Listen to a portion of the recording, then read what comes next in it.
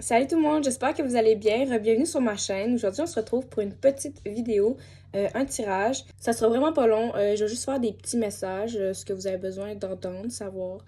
Je suis avec ma doudou, il fait froid, puis ma chandelle. En fait, je vais faire trois petits groupes. Chaque groupe va avoir juste une carte. Donc, choisissez le chiffre entre 1, 2 ou 3. Dans quel groupe vous préférez être. Donc, je vais commencer par le groupe 1. Qu'est-ce que le groupe 1 doit savoir? On a ici la compassion. Donc, ce que tu dois savoir en ce moment, ce que tu dois avoir plus de compassion envers toi-même et envers les autres, avoir plus de reconnaissance, d'être plus vulnérable avec les autres. Je vois que, je sais pas c'est quoi qu'il y a sur la tête, sur lui, mais je vois autour qu'il y a des cactus, soit signe de protection, peut-être que tu te protèges un peu trop en te mettant des barrières parce que j'ai l'impression qu'il y en a vraiment tout autour de lui.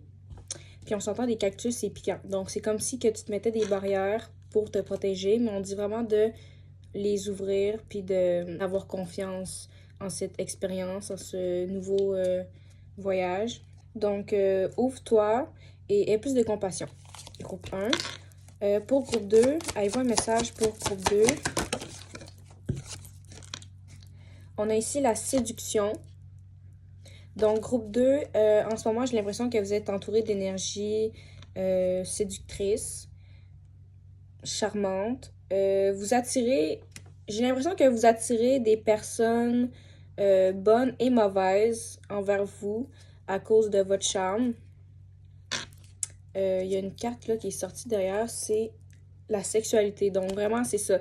Vous attirez des personnes autant bien et mal. Donc, ça va être à vous de faire le tri, de comme rappelez-vous de votre valeur, rappelez-vous qu'est-ce que vous valez, puis puis osez dire non, ok? Non, c'est une phrase complète. Puis faites attention aussi à conserver les relations que vous avez, que vous faites juste retenir, puis qui n'ont pas de fondament, ils n'ont pas de futur. Évitez ça parce que ça permettra pas votre rencontre avec votre âme sœur. Groupe 2. Avez-vous un message pour groupe 3? On a ici la clarté.